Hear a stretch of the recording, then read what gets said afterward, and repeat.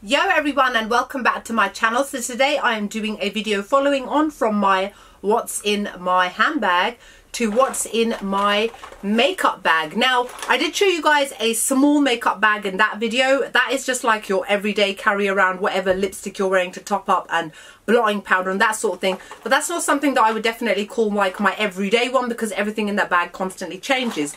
This bag now, which says "Oh So Charlena" on it, I will link below where I had this made. I've had this for years because it is at that size which is perfect for me to keep all the stuff that I tend to use on a daily basis. So obviously I change my foundation every day, I change my lipstick every day, I change my eyeshadow, blush, that sort of thing. But certain things like mascara, brow products, I tend to use the same thing again and again and again until it runs out. And for me it's just easier to keep everything in one place in my house, which means I don't have to search for a concealer, search for this, search for that, search for that. It's all in one uniform place. Now a lot of the things in here will be random stuff. Some things are like emergency stuff as well, like in case I've run out of something, I've got a backup of it and it's all in here. I'm not going to go through it in any particular kind of order, so just bear with me. Some things I don't even know why they're in here, like this one, which I swear sounds broken to me. It's the Maybelline New Matte Maker Mattifying Powder in the shade 30 Natural Beige.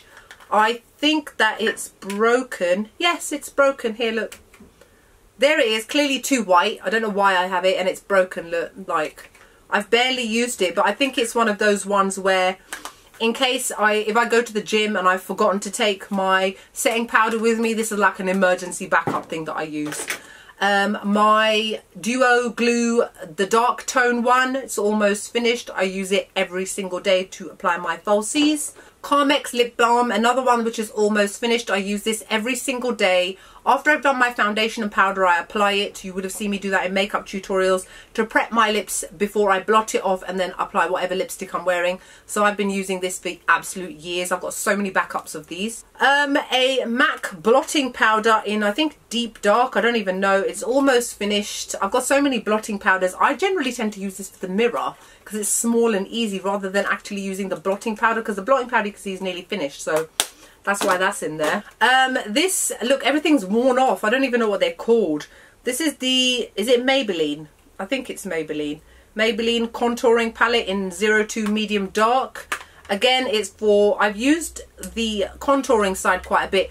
I tend to use this as a backup, again, in case I have forgotten to take my normal Anastasia Beverly Hills Saddle Powder Bronzer with me to the gym, and I'll just whack this out. The colour of it is slightly a bit too grey than I would like, but again, it's like an emergency one. I don't use the brush. Let's see. MAC 24 Hour Studio Fix Smooth Wear Concealer in NC35. You guys know that I use this a lot. I love it. Anastasia Beverly Hills Tinted Brow Gel in the shade Chocolate. Use it to set my eyebrows every day. The P. Louise base in the shade number 2 Rumor. I use this every single day as an eyeshadow base before I apply my eyeshadows. This appears to be a Colourpop No Filter Concealer. This is in the shade Medium Tan 35. It looks like it's nearly finished, but it's still in there for some reason.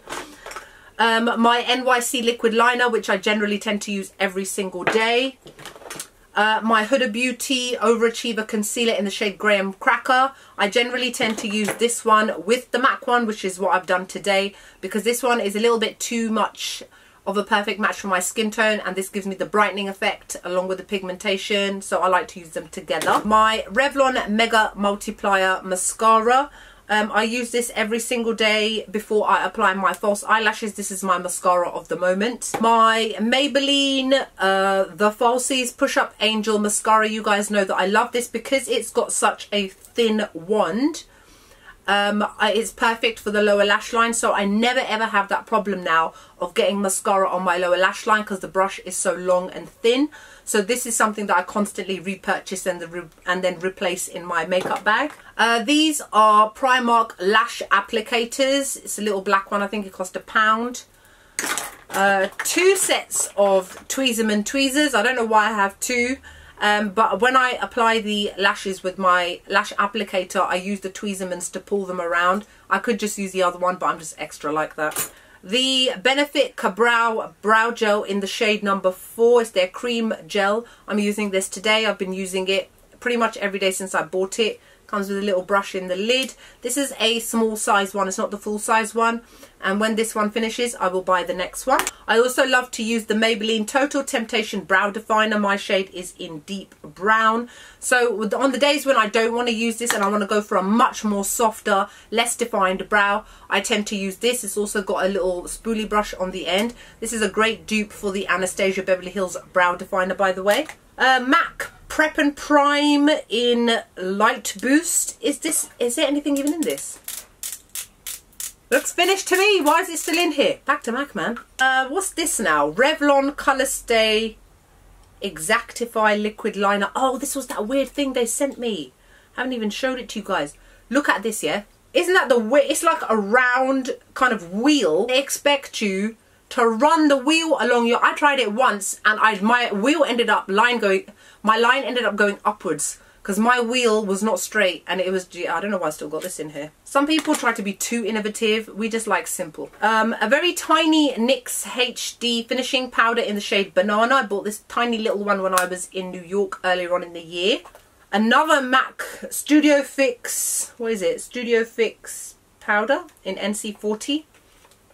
This is what I used to use, if you guys remember and have been following me for a long time. I used to use this all the time to set my foundation, especially because it is the same colour as what I am in MAC NC40. So it'd give a little bit of coverage and colour, but I don't tend to use it that much anymore. So it's just out of habit, it's kind of kept in there until I eventually use it and finish it. The Anastasia Beverly Hills Concealer in the shade number 3. There's a nice hefty dent in there. This is what I tend to use to carve out and tidy up my eyebrows, which is why it has to be with me all the time.